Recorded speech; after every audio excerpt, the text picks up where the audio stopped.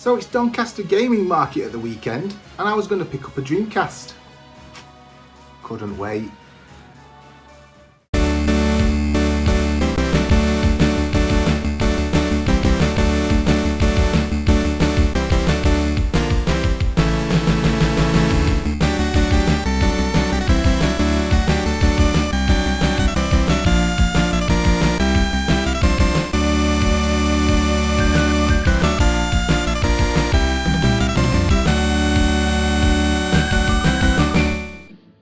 Welcome back to the Retro Corner, folks, and as you can see, as I mentioned before, I've picked up a Dreamcast. I was going to wait until Doncaster Gaming Market at the weekend, but this popped up on Facebook Marketplace at an absolute bargain price, so I've popped along and picked it up, and I am really happy. It's in great condition. We've got a bit of yellowing, as you can probably tell as I pop the lid. You can see there, it's got a little bit of yellowing. So first things first, any help from out there with you guys would be really helpful. I know there's a little trick to get the yellowing out with hydrogen peroxide. If you've got any other tips on how to get this yellowness off and back to a bit more white as it should be, that gleaming white, that would be really helpful. But I can live with it. That's the reason why I went ahead. I looked at it, I thought it's not too bad. And again, like I've said on previous videos on my other consoles, as long as it's working, it's in decent condition. I'm not looking for pristine. I'm not that sort of game. I'm not that sort of collector. As long as it's working and generally it's okay. It didn't come with a box and stuff like that. I'm not too fussed by that. It works. It's in decent nick, and the cosmetic stuff I can try and fix. But I can, even if it stays like this, I can live with it. So yeah, I've got a Dreamcast. Very, very happy.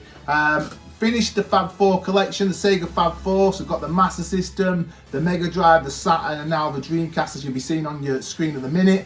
Really, really happy to have all four SEGA consoles all together like that. All my sort of dream period, my absolute creme de la creme period of video gaming throughout the back end of the 80s, 90s into the early noughties.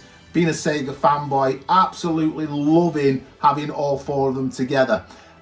It did come with some games, but again, we've got a little bit of a problem in the sense that there's not a box with them. Now, I say a little bit of a problem. I've had a think about it. This one's Crazy Taxi. It works.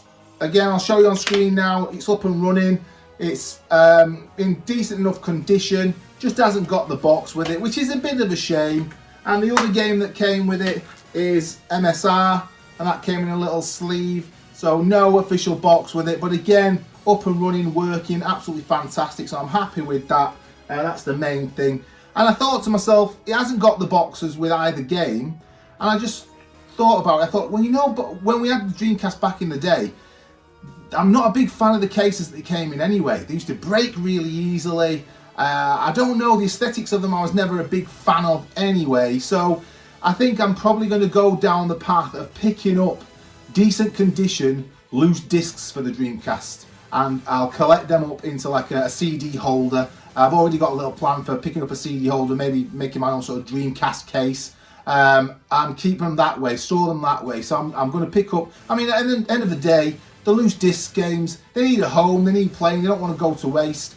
It'll be a lot cheaper as well, because as some of you will know, some of the Dreamcast games can be really expensive to purchase. So if I'm picking up ones that are without case and manual and just the disc, hopefully that'll keep the cost down of that. I can keep them all in one place in a CD holder, and I think that's going to work. Let me know in the comments what you think of that, what your thoughts are on that, because I know some of you are probably screaming at the screen, no, you can't do that, you can't collect it without getting the boxes with the games and the manuals.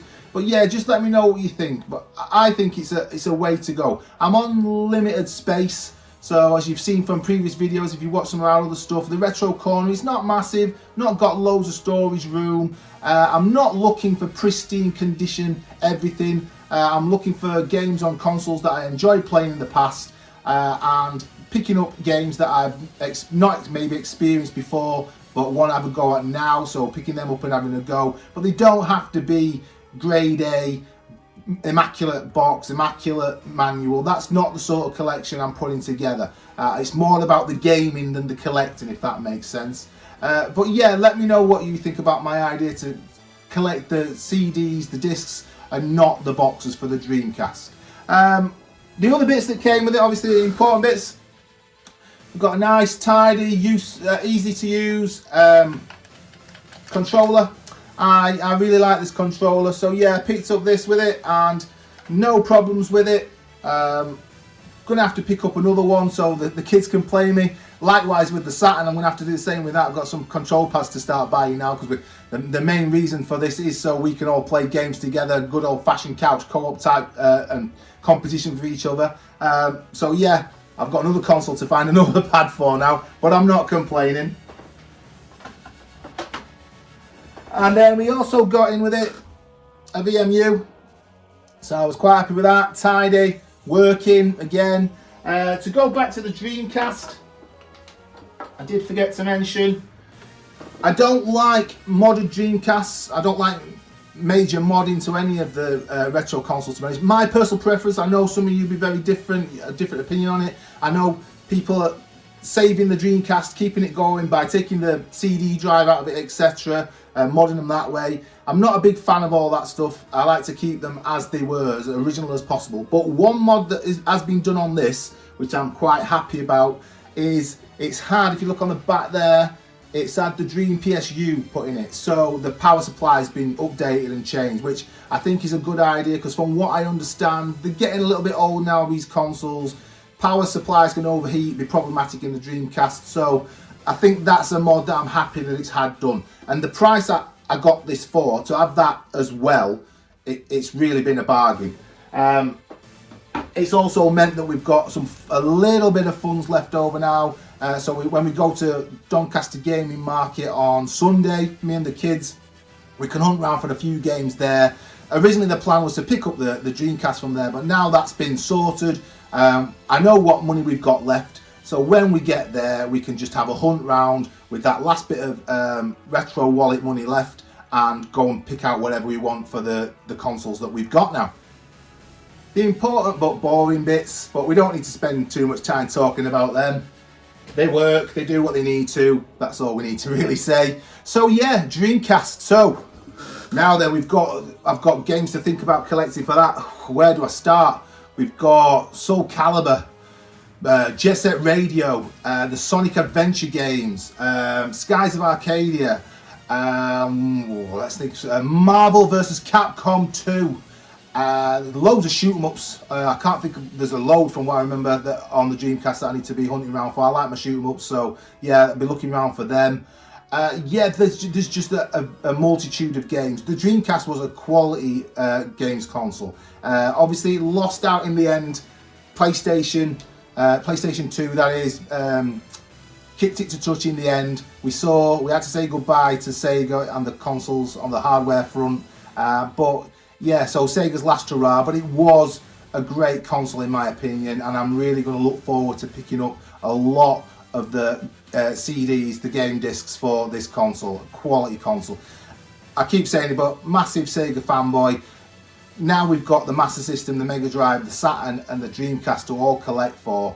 It's going to be hard to keep within budget. I've said in previous videos that once the retro funds that I built up, once we've depleted them and that's gone back down to sort of just the weekly funds, the ongoing weekly funds, I'm looking to try and keep that at about £20 a week. So yeah, it's going to be difficult. We're just going to have to be very careful and go around hunting around and try and pick up titles for each of those consoles, but try and keep the budget low. We might, if we skip a week or two here and there, we'll obviously bunch that money together. So if we don't go out one weekend, the following weekend we'll have £40 budget, so that might make it easier for us to pick up one or two decent titles for these systems.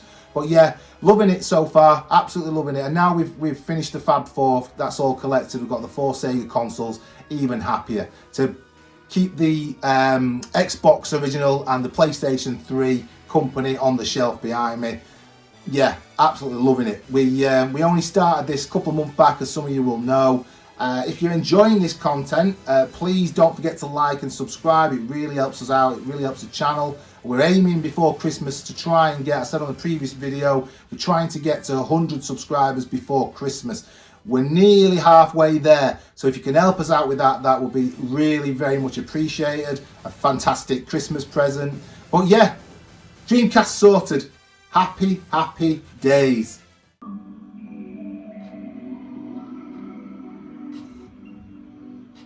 So take care, bye for now, keep enjoying your gaming, and we'll see you in the Retro Corner next time.